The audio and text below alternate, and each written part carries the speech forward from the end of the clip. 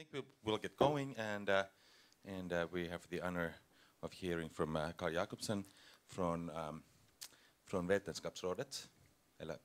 Oh, I'm speaking Swedish and English together. Mixing Swedish Research Council. Okay, this came from Finland, live here, try and speak Swedish and English together, so it gets really diverse. Okay, anyway, happy to have you here. After the presentation, we will have time for discussion. I think instead of a formal panel discussion, we will have a lively discussion all together after the presentation and continue the discussion. So please go ahead. Thank you, and thank you for inviting me here. This will be a little bit different because as you can see, I'm from the Research Council, and we don't do universities like that. What we do is research funding, but well, still we have the same problems. So this is what I'm going to say.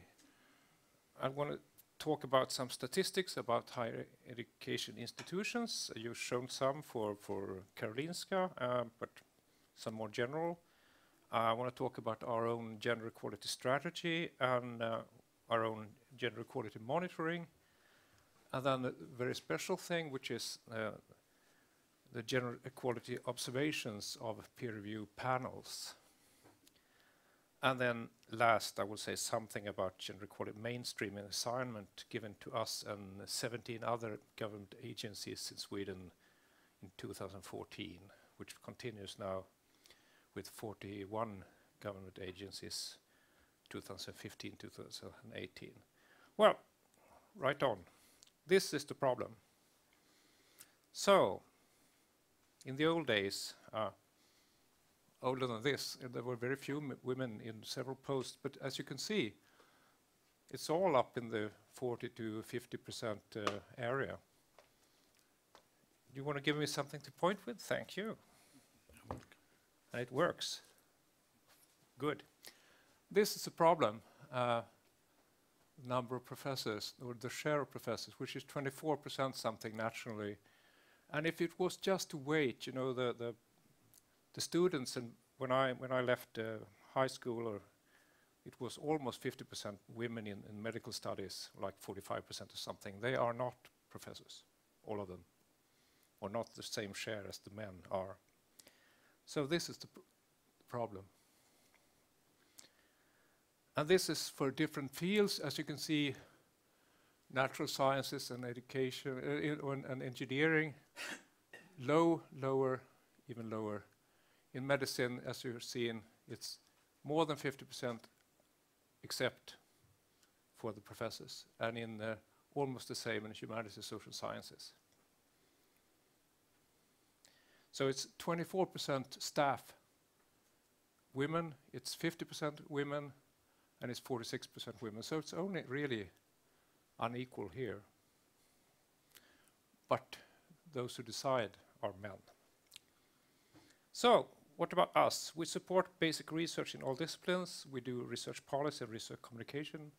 On top of that, we have a board, Director General, Scientific Councils for Humanities, Social Sciences, Medicine, Health, Natural and Engineering Sciences, Research Infrastructures, Education Sciences, and some more: artistic, international development research, clinical therapy research. So, our budget is 6.4 billion Swedish crowns, which is 700 million euros or 500 million pounds, if you wish.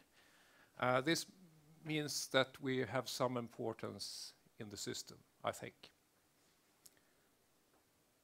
We receive about 6,000 applications annually, which are processed by 90 peer review group panels, 800 peers. So this is us. And we have a research gender equality strategy since 2003. We were actually founded in 2001, so I really must object in saying the Venus and Volt study was one of our predecessors to Medical Research Council. So I object to that association. But still. So the background is the primary objective for us is to fund research of highest scientific quality. And of course, we support the best researchers, regardless of gender. And we assume that research capacity exists to the same extent in both sexes. This is unproven, but we still assume it. Moreover, we assume that research is benefited when both gender participates and apply their expertise and experience. And of course, it's also a matter of justice. Women and men should have the same possibilities to be researchers. So our strategy is, the task is to promote gender equality throughout our own sphere of activities. Whatever we do, we should have gender equality focus also. But we put up some operative goals. The first one is to achieve and maintain equal gender distribution in evaluation panels. The other one is to ensure that percentage of female and male applicants are the same, approximately as out there in the universities. That means it's different for technical subjects and for medical subjects, of course. And then the problematic is to ensure that women and men have the same success rates and size of grants.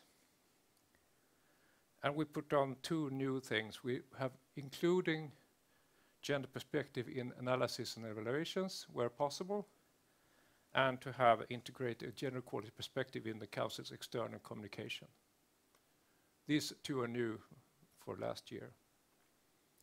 So, but the first one, how do we fulfill these? Well, we monitor the success rates, and we publish our results, and each scientific council, when they have made their decisions, they have to explain themselves to the board, which is on top of every council.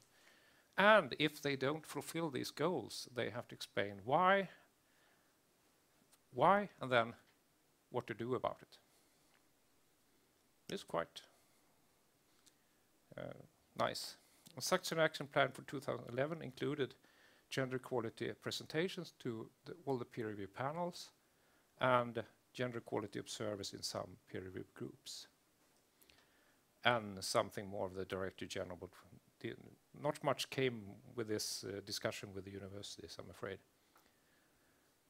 So I will give some examples of what we do with our gender equality monitoring, which is not as easy as it may seem, because all these 6,000 applications are divided into different cases and whatever. But we make up figures like this. So, international postdocs. Here are the potential applicants. Like, there should be about 50% women in the what you call the group that we address ourselves to. That is the new PhD holders. I mean, you can apply for during 2 years or something, so we can just count women and men. And you see it's almost the same share here. Young researchers in medicine, you have PhD researchers at universities and colleges, and you in medicine, and you see how many apply, and it's not quite up to par, and so on and so on. But still, mostly, project medicine and young medicine are not so good, but all the others are approximately the same. That means the women apply as they should, except possibly medicine, which we will look into. And so we look at how many applicants come in, and you see that up here, when I took my PhD or somewhere, there were almost no women, and so there are no women now that apply. But here, it's actually more women than men that apply in the younger age groups. That means after PhD exam. And this is, of course, you saw the curve of the PhD exams, the share women from before. So we have about 35% women in our application group, which means there's a lot of natural sciences and engineering here. And these are the success rates. So it's good to be old. But it's about the same for women and men. Actually, there are very few women here, so this can change. But still, it's not so good to be young. But you have special forms for applications here. So I'll skip this. I'll just we do things like this. Over the years, from 2003, the first 2 years was impossible to gather statistics. It was, well, we were starting the agency and nothing really worked in statistics. We made the decisions, but it was hard to make statistics. But then you see, in humanities it goes up and down a bit, but we try to get women and men to have the same success rate. In medicine, it was quite clear in the beginning, despite vendors of old, that men had much higher success rate because they were much older and the women were younger. Now the women have higher success rate, and also they are getting a bit older too, coming up in the ages. Natural engineering sciences, they've all been counting quite well all the time, except here when you have lots of money in engineering where there's a lot of men, so something happened here. And we look at things like this, like young researchers, you can see almost the same success rate, a bit higher actually for women here. And we do things like, how should it be? It should be like 0.9 more women having been funded here. Of course, it's impossible to fund 0.9, but it's theoretical. And so we look at what is the probability that this difference occurs by chance only. So it was 73% in medicine, 20% in natural science and engineering, and 42% total. So it's a bit skewed in favor of women here this year. This goes up and down. However, you can see here that it was less here for humanities, social science in this distinguished young researchers. Very few projects. I think it was only 19 or something. In total, there were only 6 women granted, which was 1.3 fewer than expected. But still, it was about flipping a coin chance that it was just. But if you take more years on top of this, of course the chance will go down. I mean, if you flip a coin once, it will be heads or tails. But if you flip 4 times, it's heads every time. It's not that probable, is it?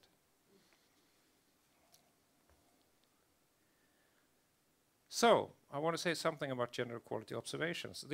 We had a discussion about these panels being quite fair. Well, perhaps not. I want to discuss 2 reports here, which are on the net, which is observation of gender equality and selection of Swedish Research Council's evaluation panels, 2012, and the same thing, 2014. This is more discussion, this is more findings. I want to say something about them. So the background is we had differences in success rates, in particular in medicine, which was a problem. And the aims was to make visible gender differences, if any, in peer review process as a basis for discussions at our council, and to give recommendations to improve the process. It's a qualitative method, not general conclusions. So we show that observations do occur at least twice at least, but not how often they do. No statistics. We had 1 group in 2008 and 2009, 4 groups in 2011, 15 groups in 2012. Actually, it was only observations in 13, but 15 were included in the study, and 8 groups in 2014. And this is quite almost unique, because not any, I think, other research council do these things, because it's not, well, you have to get the approval of the peer review panels and of the research council and everything. Still, I want to talk about 2012. We had 8 panels in medicine and health, 2 in natural sciences and engineering sciences, 2 in humanities, and special call and education sciences and research infrastructure were 1 each, so in all 15. Qualitative and 6 observers with a gender perspective, and they talked with each other to kind of discuss what they have observed and to take away bias if possible. So we had observations in group dynamics, in the evaluation of the research or the researcher, which is very discussion point in the research council, as you all know. I mean, is it the CV or is it the project plan that is important? How about informal information? That things that doesn't occur in the application actually, but people know about anyway. And the process problem, the role of the chair and the SRC staff. Let's start with the group dynamics and status. We looked at the location in the room, men, women, panel members, SRC officers. Well, you can all imagine, and let me say that the researchers in these panels have the same cultural and sociological behavior as anybody else. So if you put a bunch of men and women in a room, they don't sit men, woman, like that. They sit grouped. And if you have a group from Stockholm and elsewhere, they will be grouped. You all know about this, but it's the same here. Who speaks and who is heard? Familiar about that? Yeah. Comments on application without having read. I haven't read this application, but nevertheless, I have to say blah, blah, blah. Can you guess the gender of this? No. Certain members, often women, play down their competence. You know this better. I didn't really understand this application. Not very many male professors in medicine, for instance, say things like that, in my experience, which is limited, but still. Some panelists, often women, change their preliminary grades. I mean, if you have a preliminary grade about applications, you have to have some kind of compromise, and who changes and who is not changed. That's a very interesting question. In one panel, men spoke twice as much as women. Where the clock? In another panel, men spontaneously took the floor and women raised their hands. In this panel also, men spoke twice as much as women. In a third panel, men dominated by interrupting and belittling comments made by women, who on several occasions disparaged their own comments by withdrawing their viewpoints. And this is very important. In other panels, this did not occur. This is not everywhere. It occurred, but it didn't occur everywhere. Was it a medicine panel, the third panel? Well, we have a chance. It was 8 out of 15. You can. I don't know. It could very well be medicine panel. It could very well be something else. I don't know. We don't want to point out interviews, since all these panelists that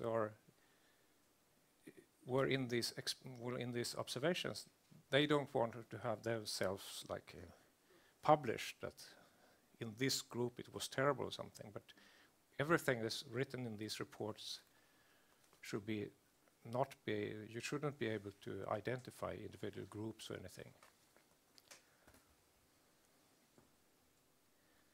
So, name dropping. Here we see that there is a guy named blah blah who wants to collaborate with her. He's a big gun. It's pretty neat for her that he's chosen to collaborate with her. So it's a name dropping. I know this one. And this is very typical, that women's independence more often questions than men's. Actually, very seldom you question men's independence. So if a man collaborates with a big shotgun group, it's very good for him. Where if a woman collaborates with a big shot group, it's, well, is she really depending on this group or blah blah. So it seems like it's to elevate her own CV. What's her role in all these papers? She's on a strong team, so what's her role actually? Blah blah. So you know, this is a big problem, and we made other studies of this in the actual statements about the applicants that see if there's discussion about independence. It seems that if you have someone which you don't want to give money to, and it's a woman, you have more likely to question the independence. If you want to give money to her, you don't question it. And if it's a man, you don't question it either way, roughly. And the difference is choice of words, of course. Women are solid, high novelty, good, strong, whereas men are well-known, respected, established, rising star, or excellent.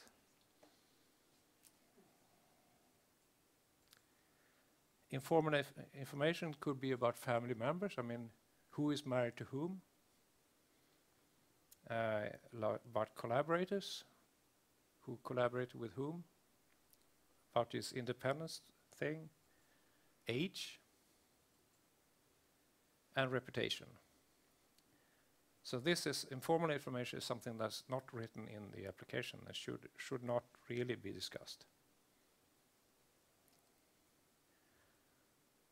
How about the process? Well, we have some problems here in 2012. We'll address this a bit later too.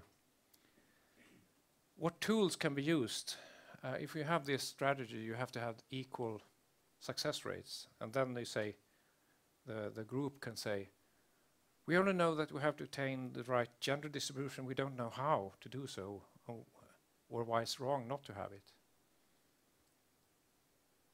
And positive action is something we take at the last minute. Like, we'd like to postpone such consideration till later. Right now we're just judging science, which of course is not gendered in this word.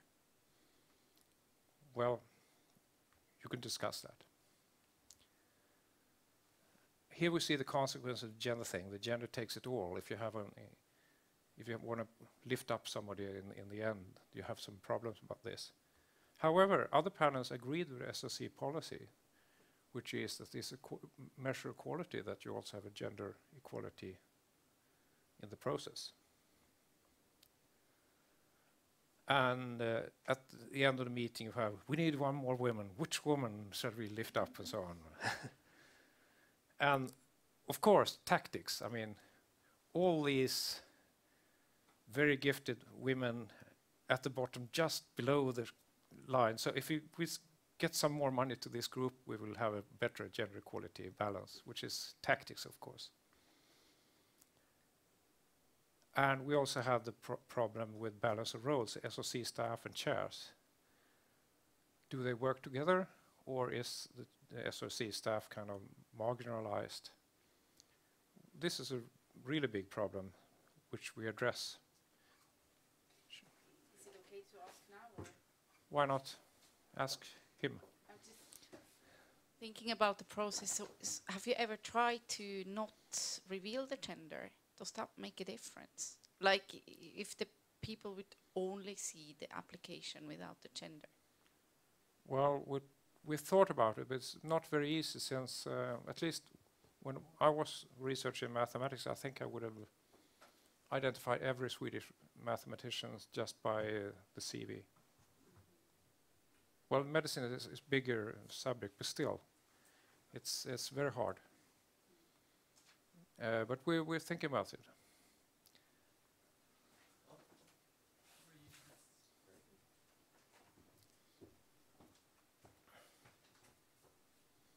Thank you. But for the CV, it's possible to do, I mean, differently, because the project and the CV have two different things.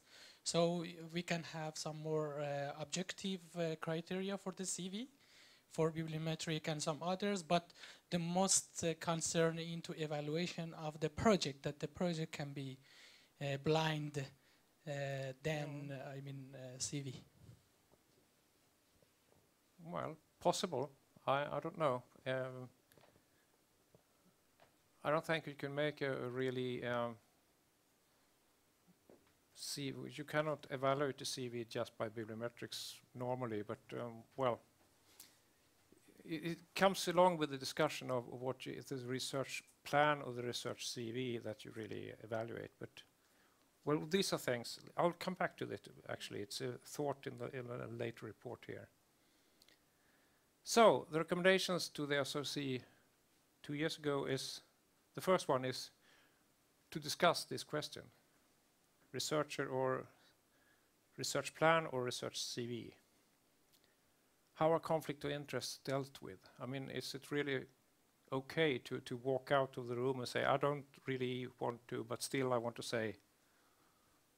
Well, it shouldn't be. It should be when you do the judge in the American system, they say the jury is instructed to disregard this statement or something like that. Clarify the role of SRC staff at meetings. Budget negotiations separate from assessment. I mean, the money after the assessment of quality. And then investigate the success rate of the main reader of applications. I mean, if you have one main reader, could one be more influential than others? And then discussion of treatment of notion independence, similar potential, excellent, high risk. These are very crucial and tricky words. What do we mean really? Training for panel chairs, which we have done since 2013. Training for SRC staff, same thing there, we've done this. Meeting technique for chairs, and guideline for SRC staff on how to handle certain situations like conflict of interest and other things. There's been a new routine by initiative from SRC staff after this report, which was actually quite simple: seating arrangement at panel meetings. No groupings here. I mean, you have your pre-arranged place. Quite effective, actually. At the start of panel meeting, it should be, how should the grade scale be used? How much time is spent on each application? How should the speaking time be shared? How each reader should present their finding. There's one reader presenting each application. Who should start? Who should summarize? Reminder of quality aims guidelines, like gender equality strategy and the conflict of interest guidelines is very important documents here. Information about positive action. You can actually make positive, if two applications are almost the same quality, you may take the underrepresented gender first, if you want. It's quite legal and so on. And a reminder on informal information, like this is not part of the application, so it shouldn't be discussed. And a checklist at the start of the meeting. So, what happens next? Well, we had observers 2 years later in 8 panels, 4 medicine, 2 natural sciences, engineering, 1 panel is in humanities, social sciences, and educational research, 1 panel. Still focus on quality and with only 4 observers this time. So, I just take some examples of the findings here. You can, if you want, read it in this very nice report, or this report. I leave 2 of them here. It was clear improvement in the process since 2012. Because of this, well, first eye-opener and then also the training for the staff and so on. Predetermined seating has good effect. Training for SRC staff introduced. Training for panel chairs introduced. Again, I would say, because panel chairs have been trained before. I've been doing this in 2006, but now and again. But this has been more, all of them, and more comprehensive. Training for some and not all panel members. As you saw, we had 800 panel members. That's a big practical problem. However, there's still a tendency in panels to look at gender equality as a political constraint opposed to quality. I mean, should it be quality or should it be gender? And we want to turn this into what we say in the gender equality strategy, that gender equality should be a quality perspective. It's a question of quality, not a question of politics.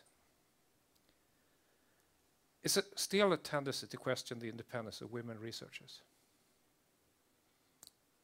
even though it's been discussed. And informal structures still occur. I mean, of course it does. So, there's a need of formalization. And the recommendations could be summarized as formalization, formalization, and formalization. Which is formalize and clarify role,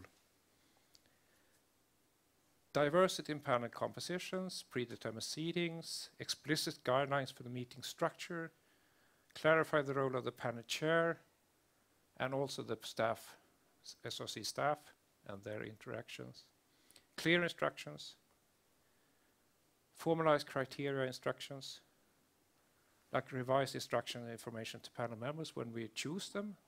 If they say yes, they must know that this is what it entails. Mandatory training on gender equality into panels. Actually, we're thinking of some kind of certification of panel members across Swedish Research Council, the Research Council Formas, and the Forte, and even Vinnova. All of them, we all talk together about these things. Clarify what is to be assessed under the applicant's merits, and clarify the notion of independence. Formalize and structure discussions. Guidelines for calibrations of grades. Active measure during panel meetings. What happens if somebody talks when they shouldn't be saying something if they have a conflict of interest, and so on. If you disagree with the gender equality strategy, what happens? Here, discuss and analyze application for young researchers. At least discuss it. And discuss putting the research plan first, merits second. We'll see. And last, I have like 2 minutes to say something about gender equality mainstreaming assignment to SRC, which is assignment for 2014 to mainstream our development, have mainstreaming development work with the aim to the Council activities contributes towards Swedish gender equality goals, which are that men and women should have the same power and possibilities to form their own lives, and so on. This is external activities, not the Research Council as a workplace. And the experience is to contribute to the work beyond 2014. So it was 18 government agencies as pilots, and the Gender Secretariat in Gothenburg supports this. And we should give information to other relevant government agencies. The universities and university colleges are lacking, notably lacking. And still in the second round, where it was another 23, they're still lacking. Here you have 23 other government agencies. All of them are outside universities. But I'm confident that it will happen with universities too. Some examples of what we did in 2014. I won't say anything about 2015, 2018, because it's up for discussion in the board in the beginning of June. But still, you can imagine what we want to do. Special attention given to gender equality in SRC's new research funding programs, like the international researchers. Lots of money to very prominent foreign, or not so foreign, but people outside in Cambridge or whatever, we get them here. The first 12 applications from the university were all men. And so our Director General had to write to the university saying that we have a mission to take into account gender equality. If you only give us application about men, what happens? Is there no women researchers out there, or something like that? So they gave some, and one of them was a gender researcher. The first one was gender, which was kind of disappointing, but still, it was okay, but disappointing. Education of panel members and SRC staff. Education of SRC board and the scientific council. We have workshops with the board and scientific councils in gender equality issues. And gender equality observation every 2 years. So this 2014 will be 2016 and 2018 and so on. And this I talked about, gender equality perspective in all analysis, and gender equality in our outward communication, and measures to ensure that the effects are lasting. I just want to show you a few pictures over time, if you please. This is kind of nice. If you have this gender equality in our outer communication, look at these pictures. These are two papers, mother and father. Can you see a difference here?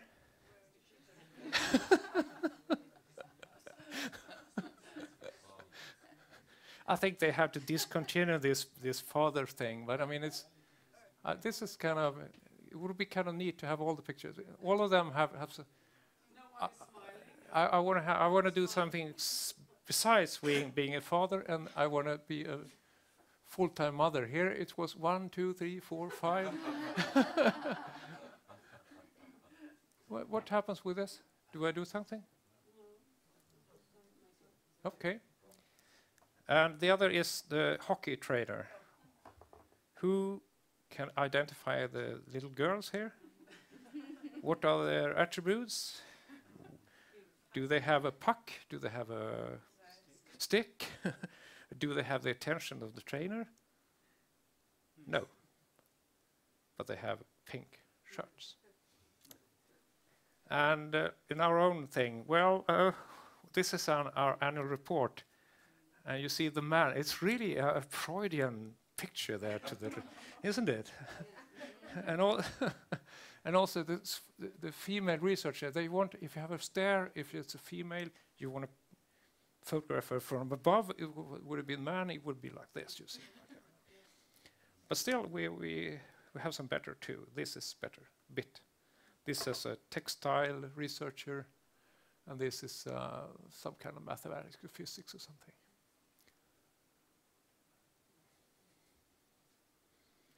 Well, these are some of our gender equality studies. Thank you.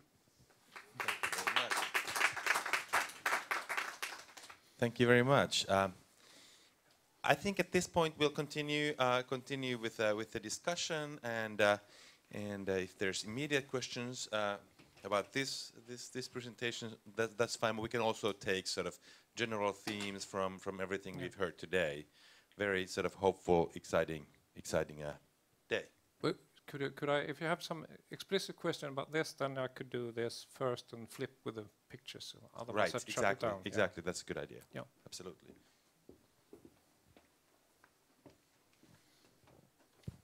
Thanks, Carl, for the presentation. We discussed this last night, but just to make it more general and more open, is that do you believe that the failure, if there is a failure in the application, is it more like because of the bad researchers, for female researcher, or is it more the social impact that prevents the ladies to apply efficiently or to write a good grant application? How do you mean? If there's private social situation is a problematic thing. You know, has been the discussion we had in the network, is that sometimes they're accusing the peer review system that they don't give enough money to the female researchers.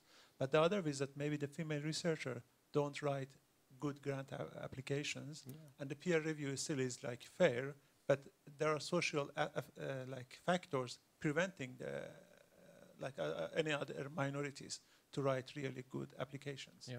Well, I would say if we have a system that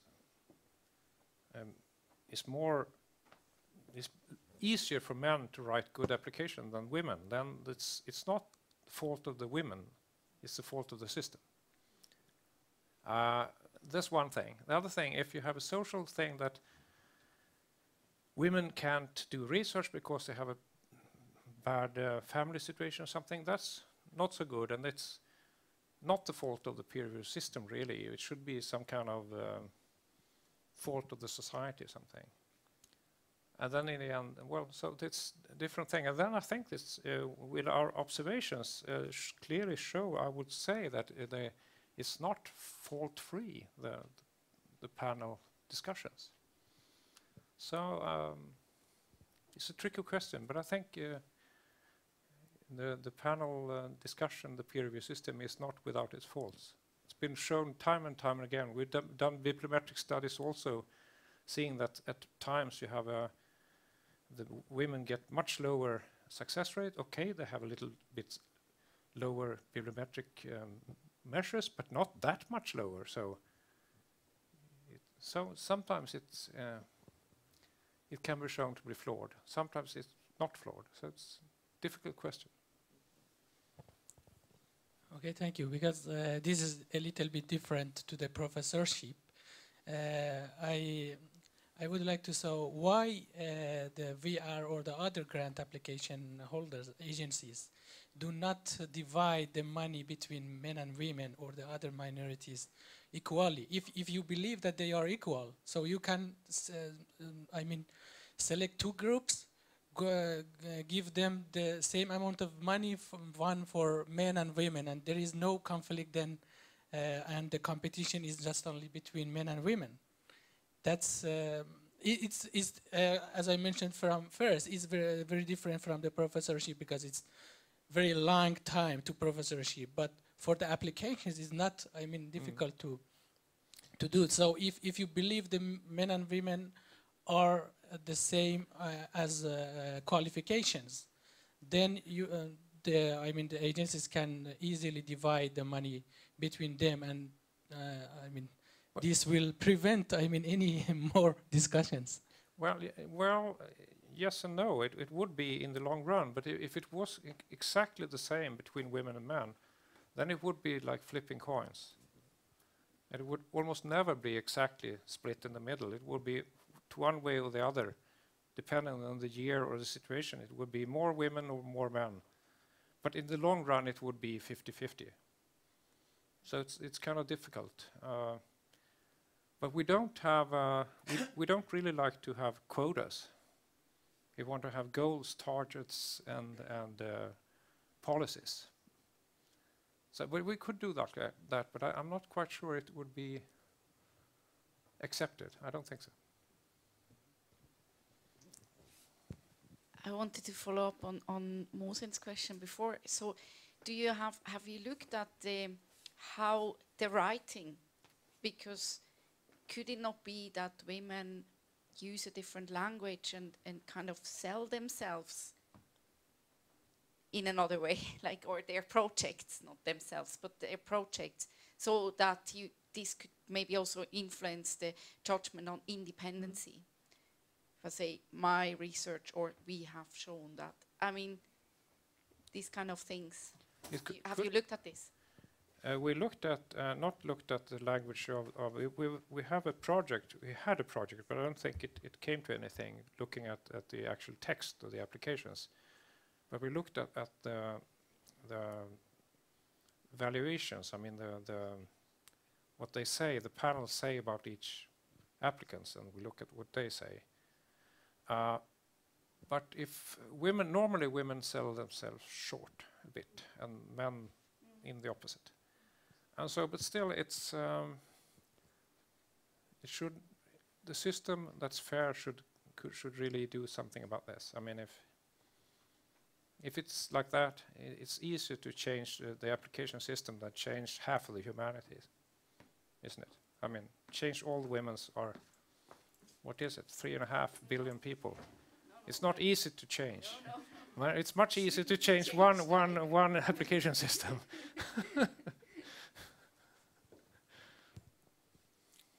Okay, so since the problem is really in the panels, the people a lot of the problems is within the panels, and in different panels they act differently. So how are the panel members selected? As I understood, it's really difficult to get people involved in the panels. And what I heard before is that the chair of the panel is actually selecting all the members in the panel. Yeah, normally they would be the chair is selecting all the other members, but Isn't with that the a help problem of the of SOC the staff. selection? Shouldn't that be done in another way, like more unbiased? Well, it's done in different ways in different research council, I think. But still, I looked at the figures. It was like 45% women and 40% foreigners. So I mean, it's really quite diverse. I mean, but also not from a gender perspective, but also that the panel chair, wouldn't that person select people that belongs to that person's network rather than more a general selection of the research community? well, there's also observer from the Secretary General and the observer from the SOC staff and an observer from the Research Council. I think it's not that easy to select your own bodies only. I think it's. I can't answer quite about this, but I haven't heard it as a big problem that you choose only your own. It's been a discussion like 10 years ago in a humanities panel that was really 2 schools, and it was one school that really won, and that was a big problem. But I think I haven't but heard too much ideally, of it. wouldn't the panel members not know each other from beginning? I mean, They Sweden don't. Normally, all of them don't. They don't know each other personally. Of course, they know of each other if it's a small field, but. And then I have another second question. So, if you wanted to somehow have a blinded application process, and you said that it's impossible, for example, in mathematics, you would know exactly who the person was. But if you then take in more international review experts, they wouldn't have the same insight in the Swedish field, and that would make it easier to make the whole process blinded. Sure, it would be, possibly. And But have you it's considered not, doing that? We've considered it, but it's considered to be very difficult. Because they still know about each other. I mean, in my field, I would have known the internationals too. Thank you for the good work, and it's nice to follow up, to see the follow-up of your observation there. And just to comment on the last question, I think that Agnes Wold's publication there before showed that women had to be 10 times as good as men to get. So and we had that discussion before her work actually with another representative from the last medical research council, and at the beginning the person said that there's a clear difference between women and men, how they write at the beginning of the evening. At the end of the evening, the same person said there's no difference between. So I think that depends on, it's a very subjective sort of thing to judge that. But as I've been reading also a lot of application, I think that it's equal. You have crap application and good application for both genders, actually. So, and with the students, I think that the women are doing very well, and they write very, very good text in general, so I'm very positive that it's not going to be a problem there, and the support of teaching them how to write good application is the work of senior scientists, of course. But then another thing, when last time you were here and you told about the observation, there was a question, I mean afterwards, when there was like a comment from the audience in Nobel Fund, there was a lot of people there and were listening to that said that I've been sitting on this panel for several years and I never seen any problem. And nobody said anything, not the chair of the seminar that was there because of the question. And then when I went out and said like, why didn't anyone like said anything to this person? And they just told me he's beyond reach, right?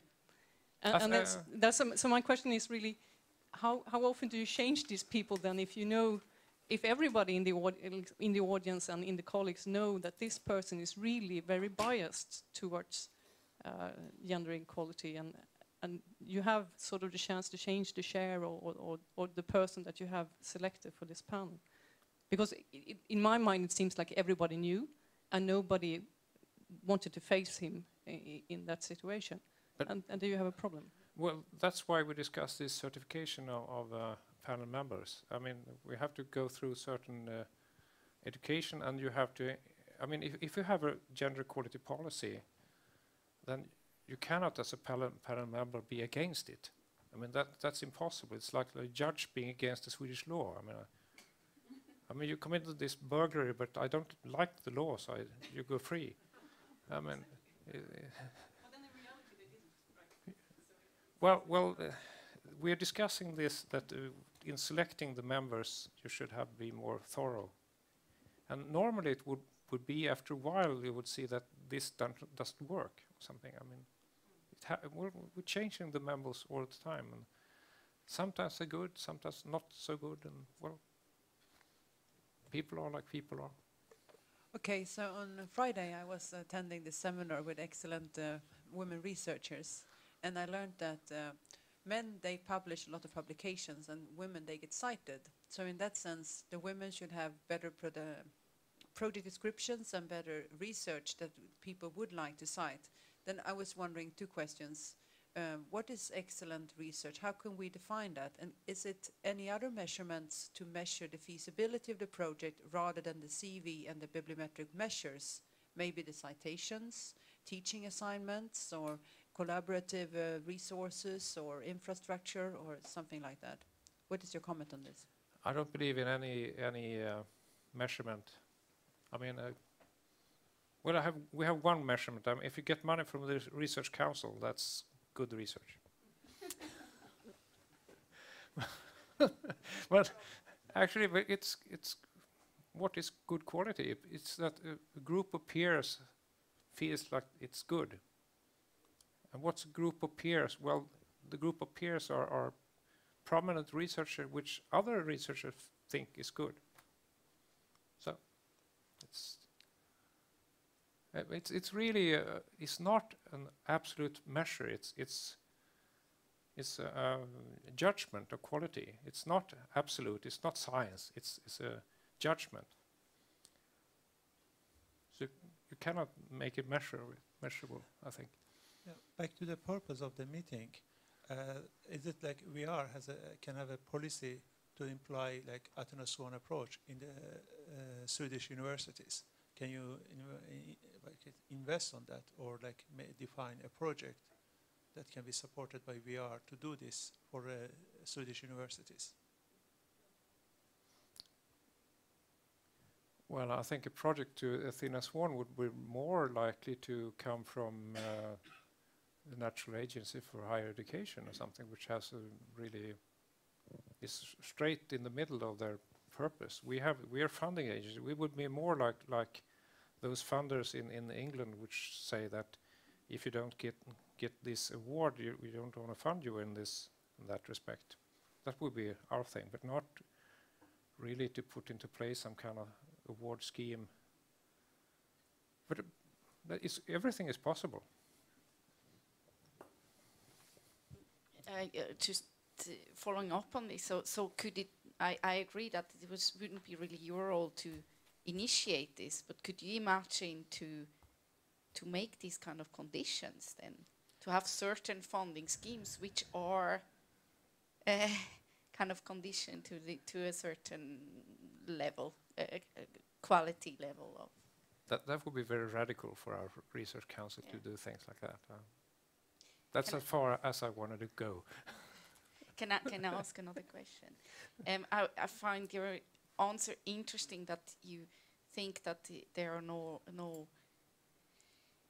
quantitative measures of quality, but everything you showed us was you lose this kind of, or you get less problems, equality problems, when you formalize things. Mm-hmm. And I think this is the problem. If you say like the quality cannot be measured, then it's always up to, but it's just my assessment of quality that it's the man and not the woman who gets is scientifically better. Well, that's not what I meant really, but I can see what you mean. But I think if you just count the papers and count the impacts, it's not really a a judgment. It's just calculation done. But if you have formalization means that the formal merits are those that are in front of you, and not that something that you heard or something that you feel or something. But still you have to make a judgment. Sometimes you have to make judgments. This is what I judge as higher quality than that. It all comes down to that in the end. But still you have to have a formal process up to that measure. And then you have to check in the end, how did it fare? I mean, if the policy is okay, that the men and women are roughly the same in the long run, then it shouldn't happen too much differences in the long run.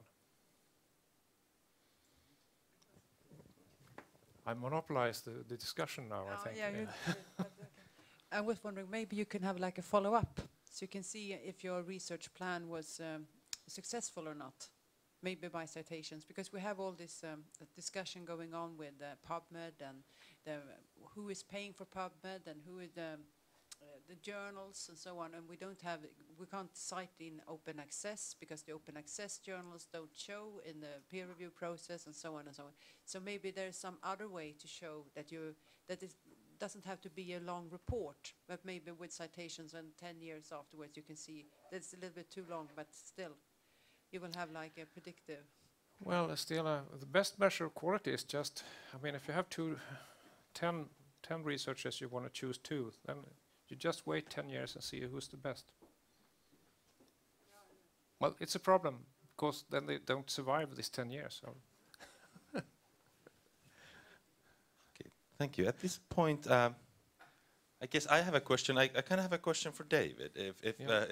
If what we've heard here, this is really interesting to hear about how you've tried to and actually have worked on the subtle structures that maybe aren't self-evident, that we're not necessarily always conscious of ourselves when things happen. I was wondering about these 2 ways of approaching the problem. If you would see this one contributing maybe to yeah, let's get you mic'd.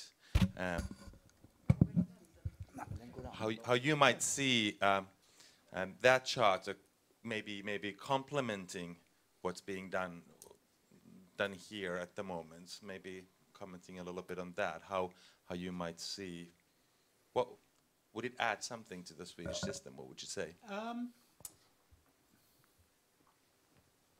I think it probably would add something. If it sounds to me that there was some discussion earlier from the colleagues from Uppsala about initiatives that were happening within Uppsala. Right. And I think that some of the initiatives that Carl described in terms of analysis and sense checking of applications for research monies through his council incorporate some of the initiatives that would happen in a SWAN appraisal, probably.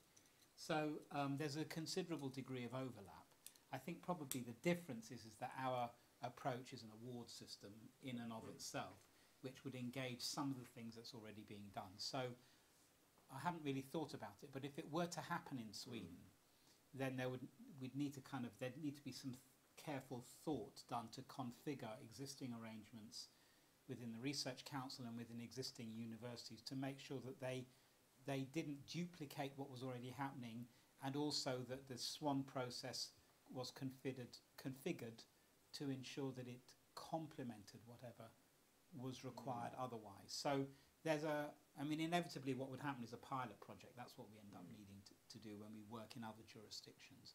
But I think that, some of the issues and some of the problems that have been identified that Carl talked about, and some of the initiatives that are happening are very similar to what SWAN seeks to address.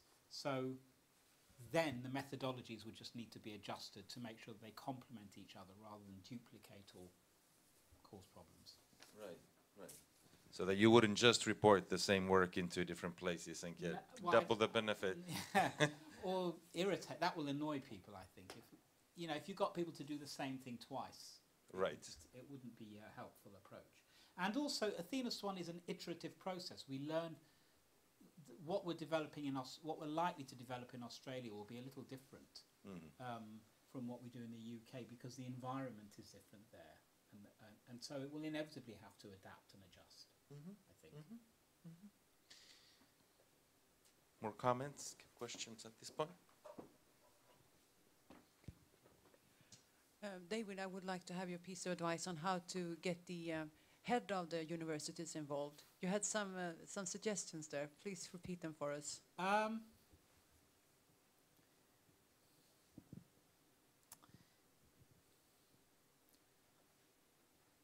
So I think find who your allies are. So I think it's optimistic to assume that every leader or every head of university will prioritize this issue. I mean, it would be great if they did, but I think it would be naive to assume that that's the case. So in that case, but it's also wrong, therefore, to dismiss any interest from them. It may not be a priority for them, but it doesn't mean that one shouldn't continue to engage with them and talk with them and support them, actually.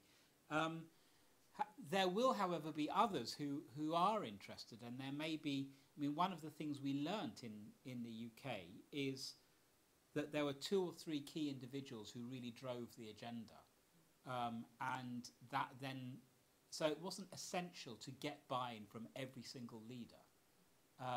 So, politically, with a small p, I would say an issue is to identify who are your allies in the sector and see what you can do together, not against everybody else, but to move the agenda forward, to raise it higher, and to see what's possible.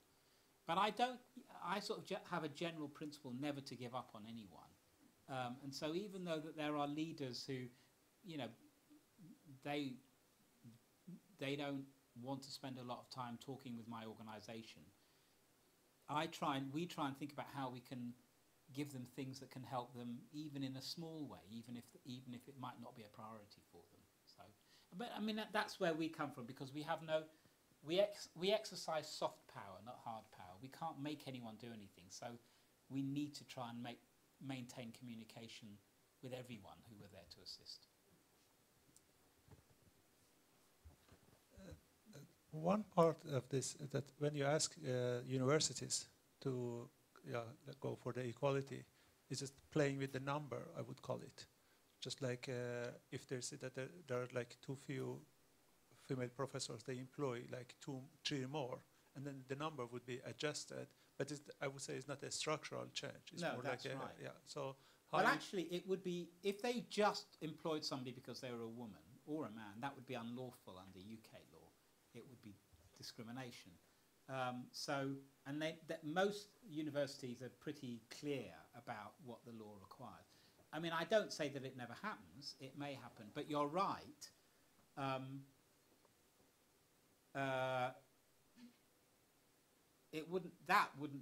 don't think that's a problem, actually. I don't see that happening too much. But you're right, it wouldn't solve the structural issues if it did happen. Sorry if I can be a little bit picky and go back to one of Carl's comments in the beginning of your seminar. You said that you assume that there is no difference between the genders, but that has not been proven. I mean, that's also sort of a culture thinking, I think. So it has not been proved otherwise either, right? So you have to stick to that unless otherwise is proven. And it's just a formulation of the culture there that it is very dangerous, I think. And I'm thinking about mathematics and girls, and how that in my generation was really said that girls are worse in mathematics. And then we changed the attitude and said that there's no such a, I mean, there was a self-fulfillment in that, of course, that they were no good. But now we managed to change that. I think that girls in mathematics are doing very, very well now. And we tell the next generation that girls are very good at mathematics. They are very capable. And just by that, you have increased the grades of the girls in mathematics. And I think that's fantastic. And that's sort of part of the sort of minute things that you say in culture that sort of implies that there should be a difference, that it's really, really dangerous. And we have to sort of push from the beginning and say that it is really stupid to think that there would be a difference in the brain of a man and a woman regarding science. So, and we have not really reached that yet. I can comment on this, but it will take a while. The first time, I think there were studies in the 70s that said that actually proved that girls were worse in mathematics than boys were. And since I myself was a mathematics teacher 22 years, I was very happy with the result that it was because the girls had less mathematics education than the boys, which is positive for me as mathematics teachers. I think was a difference due to that. And if you took away that difference, it was no difference. So it was just a cultural thing. And I think if we proved that, for instance, men were better at doing research in some qualitative measure than women, then what have we proven? Have we proven that it is so, or have we proven that our notion of scientific quality is flawed? I think it's impossible. I think it's impossible to have a non-biased quality measure of quality in science. I think it's much better to assume that men and women have the same ability than assume that we have found the perfect measure. So that's my answer. I have another question, but I must comment on that as being a personal trait, let's say behavioral profiling. That's actually more differences among the sexes, within the sexes, than in between the sexes when it comes to personality traits. And those traits are very important for the success rate in the career and your academic career and so on.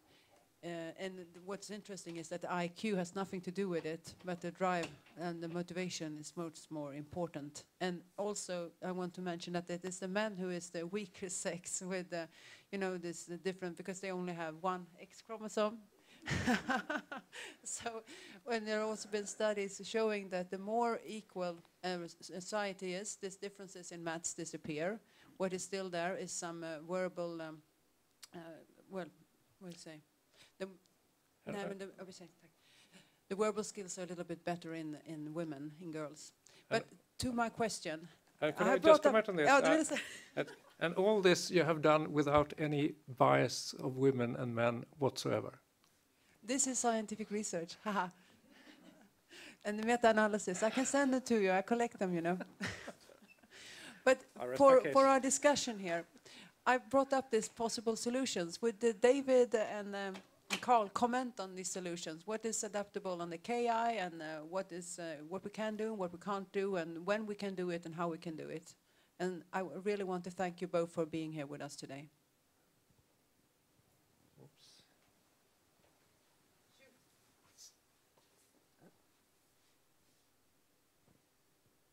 Sorry, your question is... Comment on this, please. Accept alternative.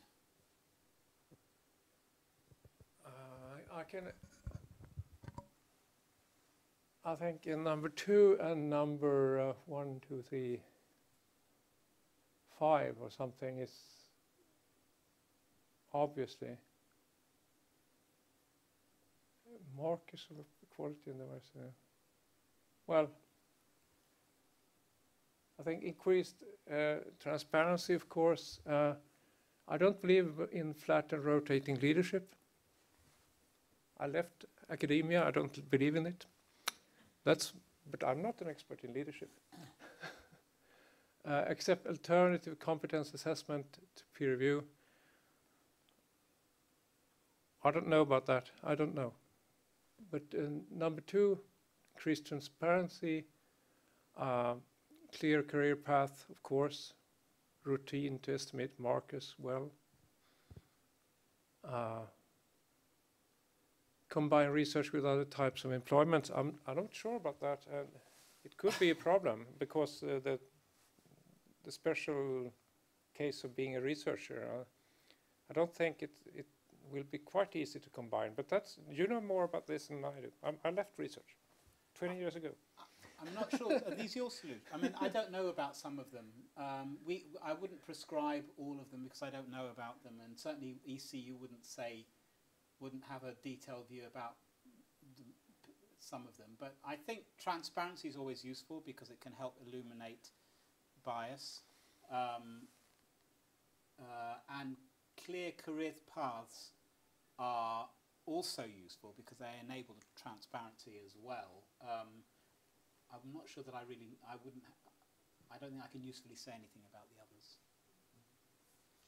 Okay, thank you very much. Are there any burning questions or final comments? I think we're about to be ready to wrap up here. It's been a very interesting afternoon with actually quite a hopeful one. There's lots of things happening in the UK, lots of things happening here.